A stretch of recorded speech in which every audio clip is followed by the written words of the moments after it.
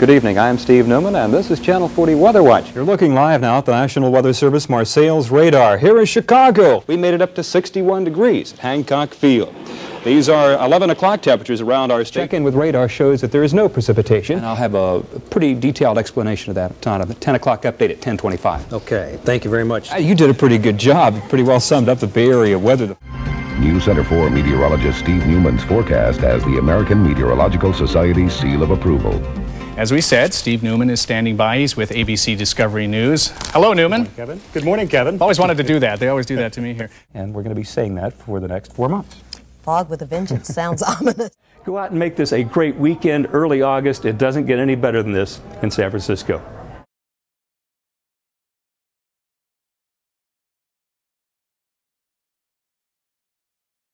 Steve Newman is in for Janice tonight, and there's no day off for weather school. Never. Rain or shine, the weather school is here. And we've got a doozy of a question tonight and the weather school question for this Thanksgiving. The polar jet stream, that's the one that flies over us every once in a while, is generally strongest in A, summer, B, fall, C, winter. We'll give you the answer to that when the weather continues after this.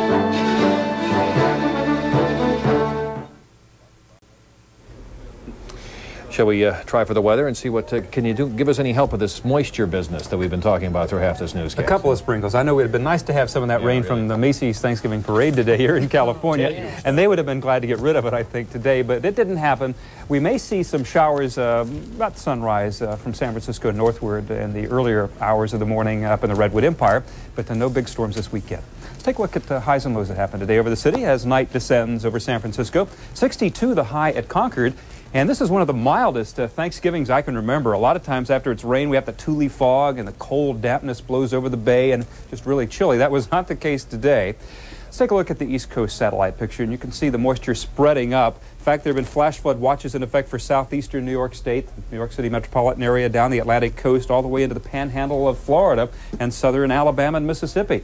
The snowstorm is over with. You can see what's left of it swirling up through the Great Lakes, moving into Canada, and it's weakening as it goes. And in the west, we have some high clouds over us today, and the main front remaining offshore, but it's advancing very slowly in our direction, and it should be here by 2, 3, 4 in the morning as far south as Santa Rosa. The forecast for tomorrow shows it'll be gone very quickly. By late afternoon, about sunset tomorrow, the front will be past. Scattered showers possible in the Sierra, but the rest of the state fair, and more rain where they don't need it in the deep south, and a few areas of scattered snow up in the far north.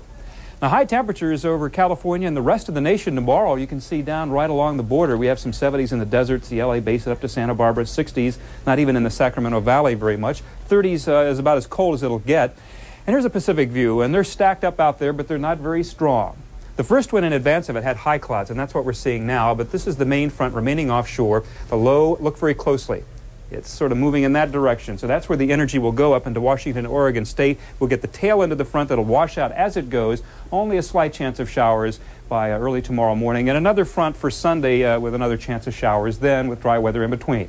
These are high temperatures tomorrow, and here's my forecast for tonight, Thanksgiving night. It'll be cloudy and mild, increasing chance of rain in the north, lows 45 to 55. And tomorrow, it'll be a partly sunny afternoon, but a chance of morning rain, San Francisco north, highs 55 to 62. And here's the 5 days showing the next chance of rain coming in for Sunday, decreasing chance of rain on Monday, and dry Tuesday. Now, that weather school question of the day. If you remember earlier on, the question was, is the jet stream, the polar jet stream, generally stronger in A, summer, B, fall, C, winter? Any guesses? Why you look at me? Well, you're part of this too, you know, just because You're the smarter looking one here. Well, that's true. Winter. It's very difficult. And that's the ringer. That's the ringer. That's what we want. We want a strong jet stream in winter. Yes, indeed. C, ding, ding. That is the absolute correct answer.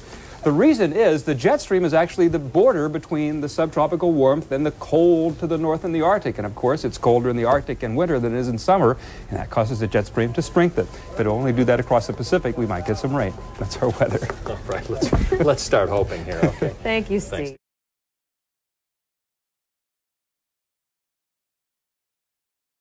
That's Steve Newman. He's standing by, Spencer. As you know, it's like 60 degrees in Montpelier, Vermont this morning. There were 19 records broken for warm weather, hurricanes after Thanksgiving. It has been a very bizarre fall into winter in most of the country. So, as we said, Steve Newman is standing by. He's with ABC Discovery News. Hello, Newman. Good morning, Kevin. Good morning, Kevin. Always wanted to do that. They always do that to me here. So, I'll tell you, today it's supposed to be almost 70 degrees and sunny in New York. What's it like in California where you are?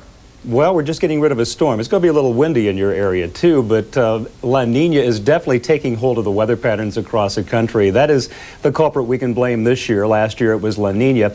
Kevin, the last 20 years have been a very exciting time to be a meteorologist. We've not only discovered what La Nina and El Nino are all about, but we've been able to plug the data into computers and actually predict weather with uncanny accuracy. And already the forecasts for La Nina are beginning to come true.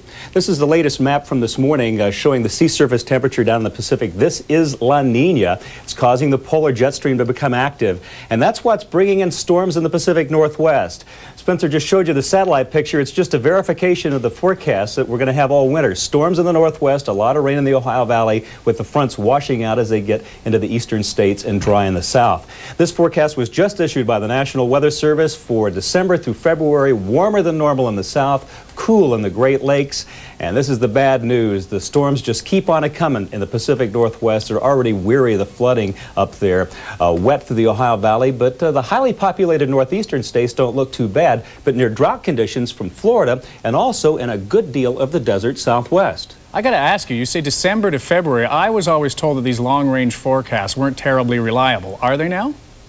They're very reliable. Last year we were able to predict the El Nino storms almost to the month, almost to the week on when they would spread from Southern California to Northern California. And that's also been a very good thing that's happened in the science of meteorology during the last 20 years. Kevin, something very unusual happened. Today's the first day of December, and this is Hurricane Nicole out in the Atlantic. It is the first Atlantic hurricane we've had since 1984. That was the last strong La Nina year. It's also the 33rd hurricane we've had in the last 4 years, making the last 4 years the most active hurricane period and tropical storm period in the Atlantic basin since records began. So can you project any farther out then? If we've had these incredibly active months, which we have, can we say that El Nino will be back next year yet? Is there a cycle here? El Nino is in an irregular cycle. It could be back in 3 years or 7 years, but we're going to be dealing with La Nina for the next several months with above normal rain in the Pacific Northwest right on through most of the spring. Okay, well, because I live in New York, I have to ask you this. It's 70 degrees and sunny here in New York. I understand it's a little bit cooler, rainy, not very nice in California. Why would anybody like you want to live in California now?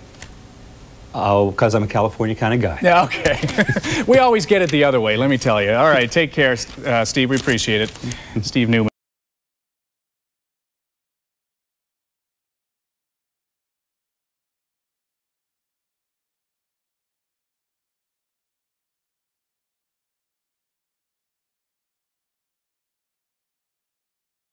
I'm meteorologist Steve Newman in the CBS 5 Weather Center. What a great weekend we have coming up over Northern California. This time of year, expect perfection with night and morning fog and mild temperatures. That is not going to change. A little bit cooler, but only a couple, 3 or 4 degrees cooler in inland areas over the weekend. We'll warm up a little bit on Monday, Tuesday, and Wednesday, and then another cooling trend late next week. That's all we get in early August. Up and down temperatures, just a few degrees. Here's our live look from Ocean Beach, and you can see not big swells, not big ocean swells.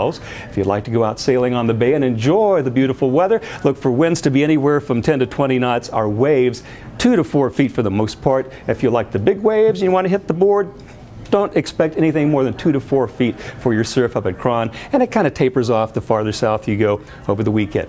No big changes in the immediate Bay Area. We are looking at these thunderstorms over the desert Southwest that may bring some lightning and increased fire danger in the southern Sierra on Monday and Tuesday, but for us, we have a beautiful southwesterly wind flow. What that does, that southwesterly flow blows the smoke away from us. So this is about the cleanest air we've had in 10 days today, and I don't think any big changes in the next couple of days as that southwest southwesterly flow continues and actually increases as a trough of low pressure dips down from the Pacific Northwest. That will not only keep the southwest flow alive, but it will also bring in increased fog and low cloudiness, a more intense sea breeze, bringing our temperatures down a few degrees inside the Bay and interior areas of California. You can see right now in Southern California, a beautiful weekend for them as well, 110 at Palm Springs, but coastside 75 at Los Angeles, mid-70s pretty much all up and down the beaches of Southern California. If you're lucky enough to be going to Mendocino, Fort Bragg, high temperatures over the weekend 63, Lake Tahoe, a gorgeous weekend if the smoke stays away. Now that southwesterly wind blows the fire from the Yellowstone, the Yosemite fire up into the Tahoe area, but if it just happens to shift direction a little bit, it'll be pretty clear up there. If we look over the bay for tonight, we have good air quality. That's the good thing of the southwesterly airflow. It gives us excellent weather conditions as far as air pollution and for high temperatures over the weekend. Not changing from day to day. Santa Rosa, your high tomorrow, 80, 70 in Sausalito. Benicia, 76. And with that night morning fog clearing back to the coast, every afternoon we will have temperatures 69 in San Leandro, 81 in Livermore, and interior areas of the Bay Area, while we've been 8 or 9 degrees below normal, are going to be more like 10 to 12 degrees below normal with this increased sea breeze that comes in on Saturday and Sunday. So we move down to the South Bay, San Jose. Your high tomorrow will be 76 and pretty much 70s and 60s along the coast as we move down the San Mateo coastline. And in the Monterey Bay region, they as well will have night morning coastal low clouds and fog clearing back to sunny and pristine conditions. Well, that's it for the weekend, and we are going to have pretty darn nice weather Saturday and Sunday and even the early part of next week. And we have a beautiful picture from John Henson of Mendocino County, who sent us this picture of the Bay Quackers. It hits the bay and sails up and down the bayfront every day. I think it's out of Fisherman's Wharf. If you have a picture you think we might enjoy, go to CBS5.com, hit the weather button, and it'll tell you how to get us that picture. Go out and make this a great weekend, early August. It doesn't get any better than this in San Francisco.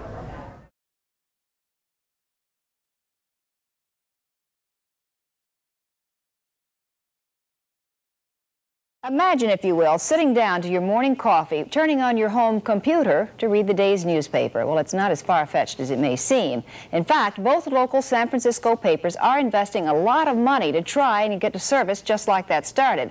Science editor Steve Newman reports on one person already using the brand new system.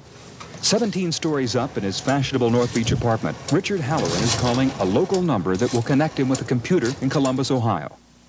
Meanwhile, across town, in this less than fashionable cubbyhole at the San Francisco Examiner, these editors are programming today's copy of the paper into that same Ohio computer.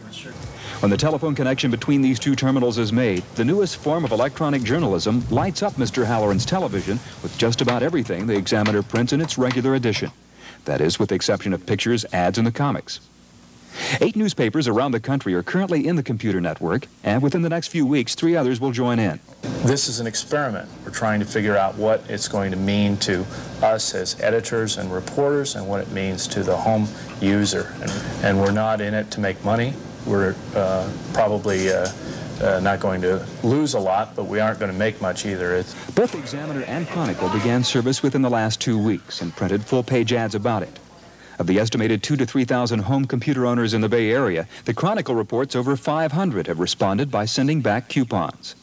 Even though the electronic newspaper isn't as spiffy looking as the ads imply, people using the system are excited about its potential. With this system, we have the option not only of seeing the newspaper on the screen, but also optionally we can copy it. So anything we're interested in, we could go back in again and copy it onto paper and save it, which I think is the future of the type of interrogation an individual will give to the newspapers. This is only the first step in newspapers by computer. Engineers now predict the day will come when we get all our newspapers and magazines by home computer, but that's a few years off. So for the moment at least, this fellow isn't worried about being out of a job. Steve Newman, U Center 4. Well, it takes over 2 hours to receive the entire text of the newspaper over the phone, and with an hourly use charge of $5, the new telepaper won't be much competition for the 20-cent street edition.